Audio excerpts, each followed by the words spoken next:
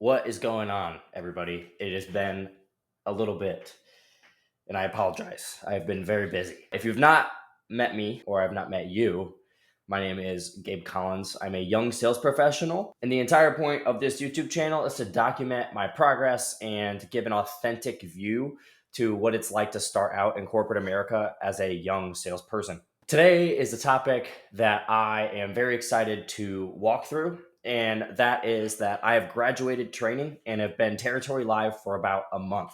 The main point of this video is to go through 4 takeaways I have about training and then 4 takeaways I have about being territory live for 1 month. These are some of the greatest learning pieces, learning curves, and things that have helped me elevate my game already just being in corporate America for 2 months when it comes to being a highly effective sales professional.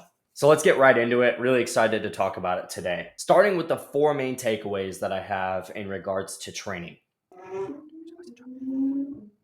My first takeaway comes from the viewpoint of a person who's interviewing or hasn't yet stepped into a job.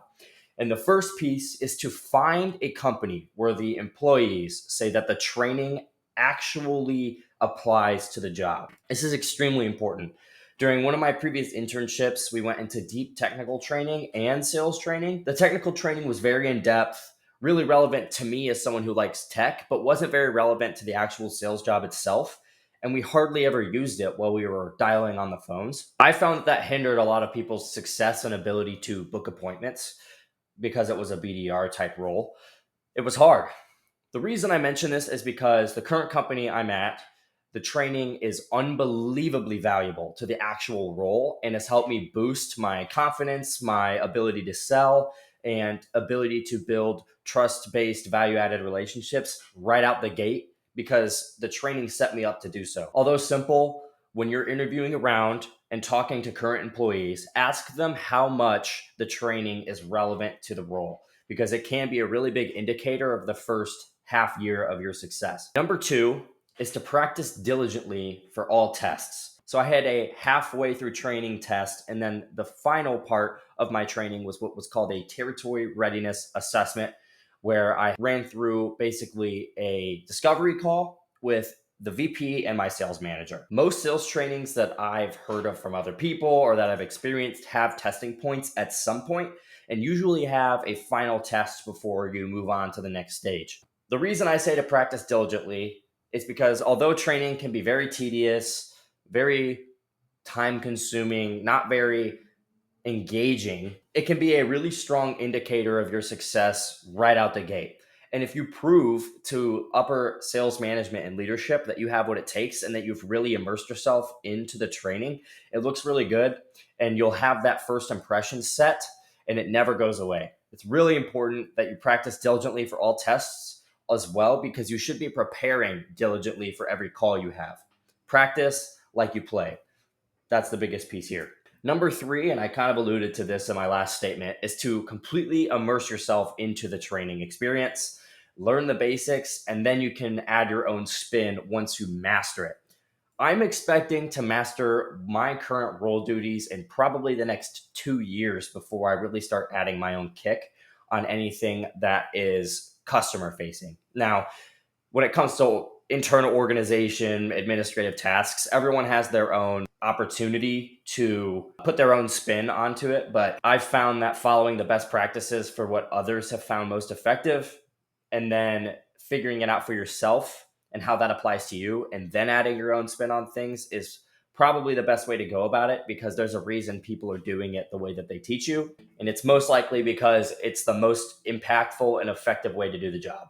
For example, with administrative tasks, after I get off a call with a prospect or client, I have to go on Gong, which is a sales recording platform, and document a few different metrics that I should be following and trying to improve on, and then reflecting on those, and then using that platform to write a follow-up email and fill out an internal discovery framework. I follow these steps every time to maximize my efficiency. And when I feel I've mastered that is only when I will start adding my own customization to it, if you will. The fourth and final piece for training is to meet as many people as you can. Get advice from as many people as you can because everyone's going to tell you something that's similar, but everyone may tell you with their own spin on things and something that's different. And with that said, I do want to point this out, and this is something that I've learned from a team member that I have on my team, is that all advice is not created equal. There's different salespeople who have their own specialty. Maybe it's organization, maybe it's always talking to power, maybe it's really strong discovery or really strong proposals. Everybody has their own thing that they're really good at. Try to identify that and even ask the people that you're getting advice from what they think their specialty is, and take everything with a grain of salt until you've implemented it yourself. I like to follow the methodology of adhering to everything that my manager tells me and the people on my team tell me. And then when I see really high performers in the region, there's a few who always make the leaderboards. Getting one on ones with them and asking them what they're doing is best practice because their results speak for themselves. And if they're doing it over and over again, they're obviously doing things right. So asking them that they specialize in, what should I spend my time doing? How can I decrease the time it takes for me to ramp up to 100% efficiency? These are all questions you can be asking to gain some insight on how to be most effective in your position. Now, when it comes to the four main takeaways that I've learned from being in sales/account management for my first month territory live, the first piece and probably the biggest piece that I've learned and am trying to actively work on now that I'm struggling with is to be an advisor, not an order taker. In account management, half our job is sales, half our job is service delivery. There's a fine line between the two, and we need to be able to maximize service delivery in order to be a good salesperson. And when it comes to the service delivery piece, we need to be running thoughtful discovery and challenging our clients to dive deeper into their greatest challenges and why they do the things that they do. The part about not being an order taker is not putting yourself as less than the other person. In my role, I speak to C-level executives and higher technical people within organizations. So naturally, these people have 25, 30 years of experience. I'm 21 years old. They have more experience than I've been alive. But just because that's the case doesn't mean I'm any less than them. I need to be an advisor. I need to be someone who challenges them to think about why they're doing the processes that they have in place. You should be pushing and recommending things that you think they would benefit from, no matter how qualified you feel. If you're giving recommendations without preparation, it's only going to look inauthentic and poor on you. The second takeaway is to have a framework for every specific part of the call. Now, what does this mean? In my job, we use PowerPoint a lot, which PowerPoint, in my opinion, is the death of most salespeople. But we have few slides, and every slide serves a purpose. And that's extremely important, whether you're using any sort of presentation software or not. If you're just having a face-to-face call, just a Zoom call, whatever it may be, everything you say and everything you discuss needs to have a purpose.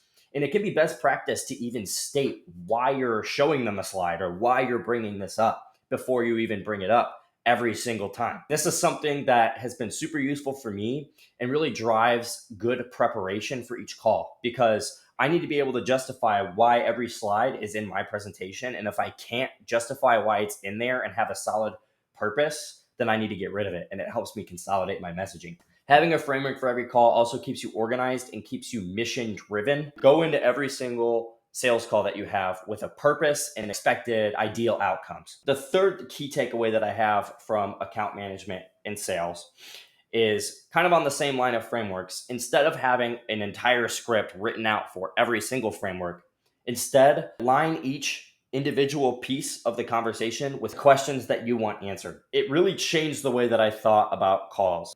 When I initially started, I had script written out for every single part that I'd be able to quickly kind of read off, but do it in a way that I sounded like I was talking. And it can be effective, especially for things that you need to learn and implement. I still do write those down, practice it, and then it eventually becomes natural enough to the point where I'm used to it and I don't need the script anymore.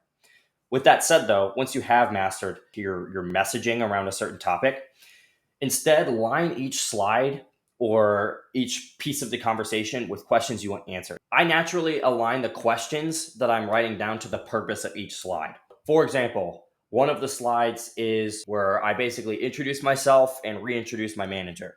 And the entire purpose of that slide is to quickly state that I'm in charge of managing the partnership, service delivery, And then in sales conversations, I will be the one to facilitate those.